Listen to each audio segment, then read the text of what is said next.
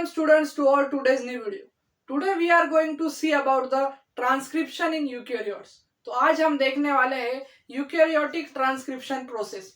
और हम सब जानते हैं what is transcription. Transcription is a process in which from the double stranded DNA a single stranded mRNA is formed, and from this process we get a mRNA which is a single stranded. Let's see it one by one. And in all the processes, in the genetic all genetic processes, there is initiation, elongation and termination. Let's see it one by one. सबसे पहले तो हम देखने वाले हैं initiation process. और ये initiation process students हर organism के अंदर, जैसे कि प्रोकैरियोट्स के अंदर भी एक प्रमोटर सीक्वेंस होता है, उसी तरह से यूकैरियोट्स के अंदर प्रमोटर सीक्वेंस है। और ये प्रमोटर सीक्वेंस बना है जीसी, सीएटी और टीएटी से, यानी टाटा बॉक्स। और इसको बहुत से बना है -30 रीजन पे है। और इसके आगे स्टूडेंट +1 है, यानी कि ये इनिशिएशन रीजन है। INR मीन्स इनिशिएटिंग रीजन, और इनिशिएशन ऑफ रेप्लिकेशन होगा, यहाँ से इनिशिएशन ऑफ ट्रांसक्रिप्शन होगा। तो चलो देखते हैं। तो सबसे पहले जो हमने देखा कि टाटा बॉक्स है प्रमोटर सीक्वेंस, और इसी पर हमारे प्रोटीन्स बाइंड होंगे। जैसे कि अभी हम यूकैरियोट्स के अंदर देख रहे हैं, तो यहाँ पर बहुत सारे प्रोटीन्स इन्वॉल्व है, और ये प्रोटीन का हर प्रोटीन एक अलग फंक्शन प्ले करता है। और लास्ट में हम RNA पॉलीमरेज को लेकर आता है। तो चलो एक एक कर देखते हैं। जैसे कि टाटा बॉक्स पर TF2D प्रोटीन और TBP बाइंड हो गए। तो पहले तो मैं आपको बता दूं व्हाट इज TF2, यानी transcription factor. TF means transcription factor 2 given. So what is TF2D student? TF2D identify the promoter region, means it identify the Tata box. And what is TBP? TBP is the trans box binding protein. TBP is Tata box binding protein. तो सबसे पहले students TF2D TATA box को identify करेगा हमारे promoter sequence को, और वहां जाकर बाइंड होगा TBP के साथ। और TBP TF2D को बाइंड होने में मदद करेगा, क्योंकि वो टाटा बॉक्स बाइंडिंग प्रोटीन है। फिर उसके बाद नेक्स्ट स्टेप में क्या होगा स्टूडेंट्स, यहाँ पर आएंगे TF2A और TF2B। तो TF2A क्या करता है स्टूडेंट्स? TF2A, जो हमारा TF2A है, ये स्टेबलाइज करेगा। ये स्टेबलाइज करने का काम करता है TF2D को और टाटा बॉक्स को।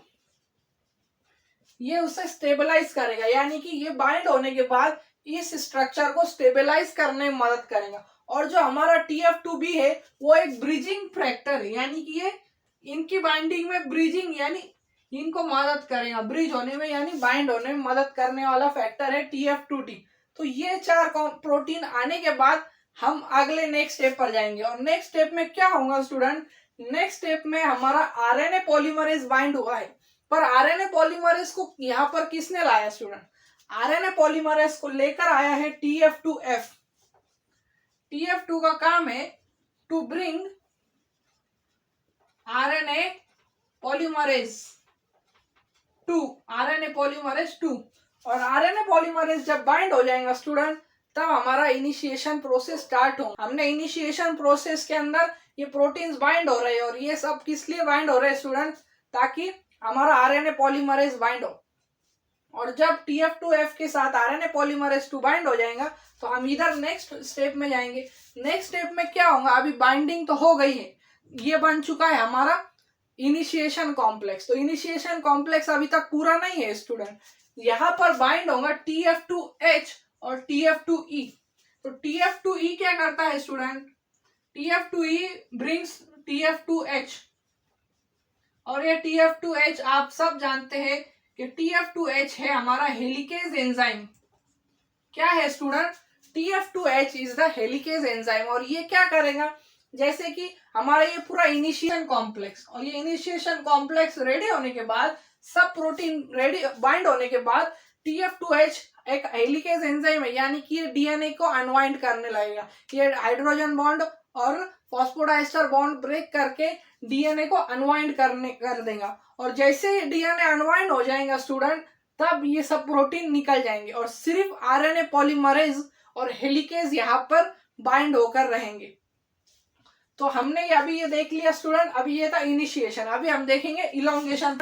हेलिकेज ने डीएनए को खोल दिया है और हमारा आरएनए पॉलीमरेज 2 फास्टली यहाँ पर न्यूक्लियोटाइड 5' to 3' की डायरेक्शन में 5' to 3' की डायरेक्शन में न्यूक्लियोटाइड ऐड करता चले जाएंगे।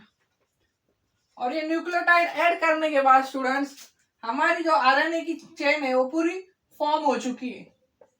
हाँ, क्योंकि हमारे आरएनए पॉलीमरेज को ना कोई प्राइमर लगता है, ना कोई ओकाजाकी फ्रैगमेंट क्रिएट होता है।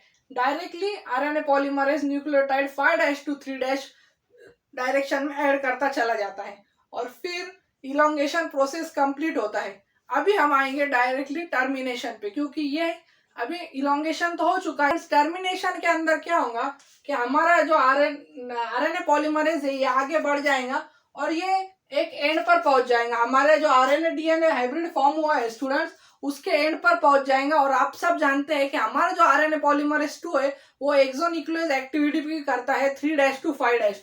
तो ये 5' एंड है हमारा, तो ये 3' एंड से एक्सोन्यूक्लियस एक्टिविटी करेगा और ये एक्सोन्यूक्लियस एक्टिविटी से क्या होगा स्टूडेंट, ये क्लीव कर देंगे और हमें मिल जाएगा एक सिंगल स्टैंडर्ड एमआरएनए। पर टर्मिनेशन प्रोसेस यहाँ पर खत्म नहीं होती स्टूडेंट, हमें कैपिंग और टेलिंग करनी होगी हमारे एमआरएनए, और यही दो प्रोसेस होती है टर्मिनेशन के अंदर। तो स्टूडेंट्स हमें कैपिंग और टेलिंग करनी होगी।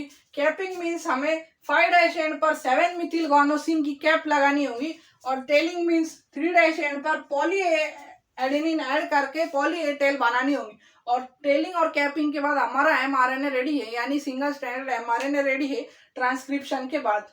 और यूकेरियोट्स के अंदर एक और प्रोसेस होता है स्प्लाइसिंग, जिसके अंदर इंट्रॉन्स रिमूव किए जाते हैं। इंट्रॉन्स वो रीजन है स्टूडेंट्स जो नॉन कोडिंग होते हैं और सिर्फ एक्सॉन रखे जाते हैं जो कोडिंग रीजन होते हैं। और इसी प्रोसेस से आज हमने देखा ट्रांसक्रिप्शन इन यूकेरियोट्स, जिसके अंदर हमने सबसे पहले तो ये सबसे इम्पोर्टेंट पार्ट इनिशिएशन देखा, इसके प्रोटीन्स कौन से इन्वॉल्व होते हैं और कैसे हमारा आरएनए पॉलीमरेज बाइंड होता है। फिर हमने इलोंगेशन देखा और टर्मिनेशन के अंदर हमने कैसे वो क्लीव होता है और टेलिंग और कैपिंग देखा।